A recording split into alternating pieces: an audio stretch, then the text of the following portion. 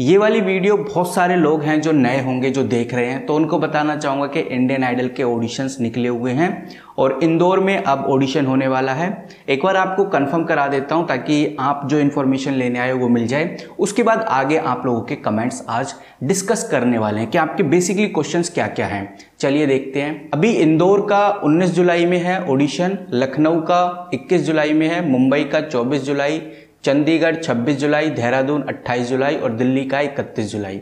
ये तो वो डेट्स हो गई जहां आपके अब ऑडिशन होने वाले हैं। मुझे ऐसा लगता है सिर्फ अब यही प्लेसेस बचे हैं जहां ऑडिशन होंगे। 19 जुलाई यानी कि कल इंदौर का है। और जो लोग ये पूछ रहे हैं कि भाई इंदौर में कहां पर, तो आप ये वाली पोस्ट देख सकते हैं। इधर साफ साफ लिखा हुआ है Adarsh Shishu Vihar higher secondary school 1398/1 Vicholi Hapsi road, Shiv Shakti Nagar, Indore Madhya Pradesh 452016। और ये पोस्ट आपको सोनी लिव ऑफिशियल पे मिल जाएगा। वेरीफाइड अकाउंट पे जाकर आप ये पोस्ट देख सकते हैं, आपको पता चल जाएगा। बेसिकली अभी जो ऑडिशंस हैं वो आए नहीं, जैसे लखनऊ का भी पता नहीं चला, मुंबई का भी नहीं पता चला, चंडीगढ़ और देहरादून का तो पता चल गया लेकिन दिल्ली का पता नहीं चला।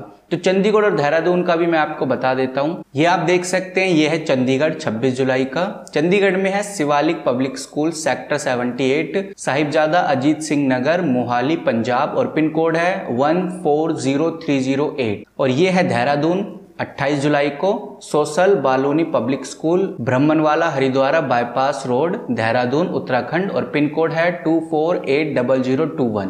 तो ये हो गए जो अभी लोकेशंस आ चुकी हैं और अभी जो नहीं आई वो मैंने आपको बता दिया है। अब चलिए चलते हैं अपने कमेंट्स के ऊपर के बेसिकली लोग क्या कमेंट्स कर रहे हैं वो देख लेते हैं। तो जैसा आप देख सकते हैं बहुत सारे लोग बोल रहे हैं कि भाई लखनऊ का बता दो, मुंबई का बता दो और कहाँ कहाँ पर होंगे, दिल्ली का बता दो। तो मैं बोल रहा हूँ कि जैसे आएंगे वैसे ही आपको बता दूंगा। बाकी आप इनके सोनी लिव ऑफिशियल जो इंस्टाग्राम पेज है उसको फॉलो करके रख सकते हैं, तो आपको मुझसे भी पहले पता चल जाएगा।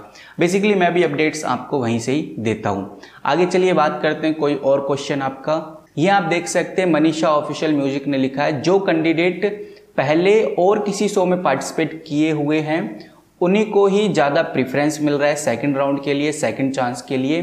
तो इस क्वेश्चन का जवाब यही है कि हाँ, उनको प्रेफरेंस मिलता है क्योंकि वो और किसी शो में ऑलरेडी गए हुए हैं, तो उनको एक्सपीरियंस है कैमरा फेस करने का, शूटिंग का, एक्टिंग का, किस तरह से क्या करना है वो सब उनको पता रहता है। ऑलरेडी टेलीविजन शो में गए हुए हैं तो उनको प्रेफरेंस इसीलिए मिलता है। तो बहुत सारे लोग ये भी सोचते हैं कि यार ये तो फिर गलत ही है, और अगर ये उनको ही लेना होता है तो फिर हमें क्यों बुलाया। देखो ये आपके दिमाग में आता है और ये जायज़ है, कोई प्रॉब्लम नहीं है इस क्वेश्चन में।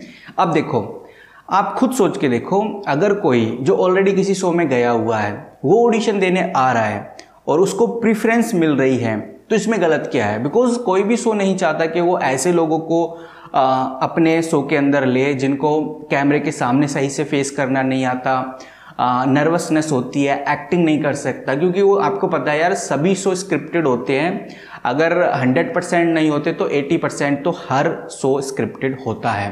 तो वो भी चाहेंगे कि ऐसे कंटेस्टेंट्स आए जो वो उस शो की टीआरपी बढ़ा सके।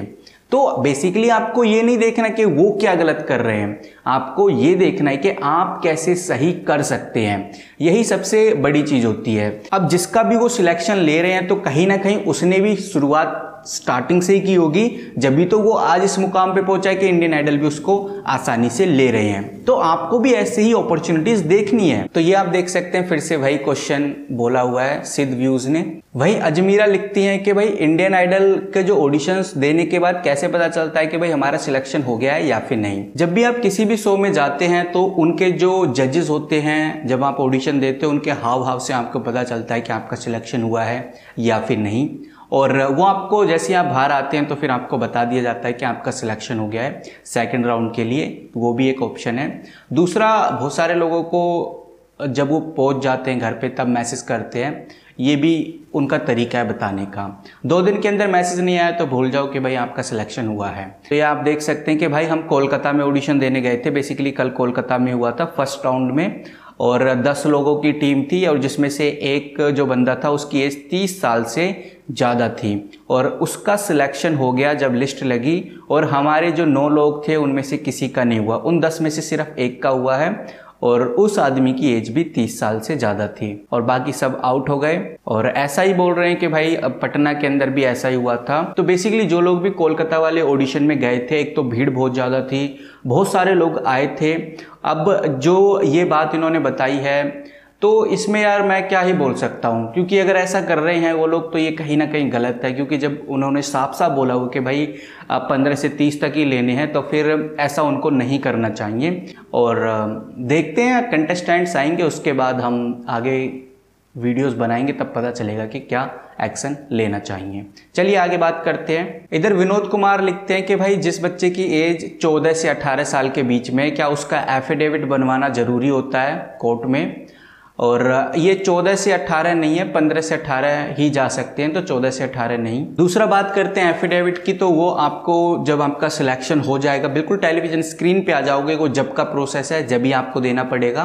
अभी आप फॉर्म के साथ ही वो आ रहा है ऑप्शन पेरेंट का, तो फॉर्म के साथ ही आप वो कर सकते हैं। फॉर्म कैसे भरना है इसके ऊपर भी ऑलरेडी वीडियो मैंने बनाई हुई है, आप उस वीडियो को जरूर चेकआउट करना जैसे ये वीडियो एंड होती है। ये आप देख सकते हैं पंकज पांचाल लिखते हैं कि भाई सेकंड जो राउंड था वो उसी दिन हो रहा है। हाँ, तो जो लोग ये बोल रहे हैं कि भाई सेकंड राउंड भी उसी टाइम हो रहा है, तो बिल्कुल सेकंड राउंड हो रहा है उसी टाइम। अगर आप फर्स्ट राउंड में सिलेक्ट होते हैं तो सीधा आप सेकंड राउंड में चले जाते हैं।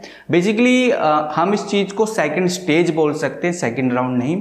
सेकंड राउंड आपका जब सारे ऑडिशंस खत्म हो जाएंगे, यानी कि 1 अगस्त या 3 अगस्त तक जो डिजिटल ऑडिशंस भी खत्म हो जाएंगे, उसके बाद जो भी टीम तैयार होगी उसका ऑफिशियली राउंड होगा और उस राउंड को हम सेकंड राउंड बोल सकते हैं या फिर सेकंड टायर बोल सकते हैं, जिसको हम गला राउंड या फिर थिएटर राउंड बोलते हैं। तो उसको मैं सेकंड राउंड बोलता हूँ। बेसिकली हाँ, उसी टाइम हो रहे हैं। ये स्टेजेस हैं, पहले स्टेज आप क्लियर करते फिर आपको सेकंड स्टेज पे ले जाते हैं।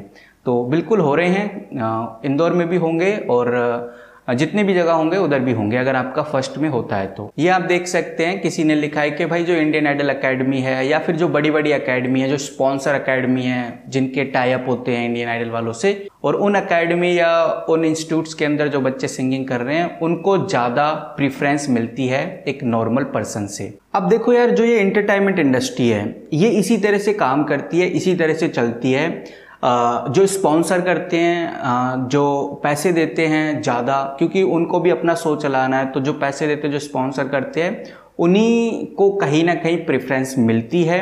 और ये प्रेफरेंस उनको मिलनी भी चाहिए, क्योंकि जो बच्चे जा रहे हैं उन एकेडमीज़ के अंदर, उन इंस्टीट्यूट्स के अंदर, वो फीस पे करके जा रहे हैं, तो उनको उस हिसाब की प्रेफरेंस मिलनी भी चाहिए।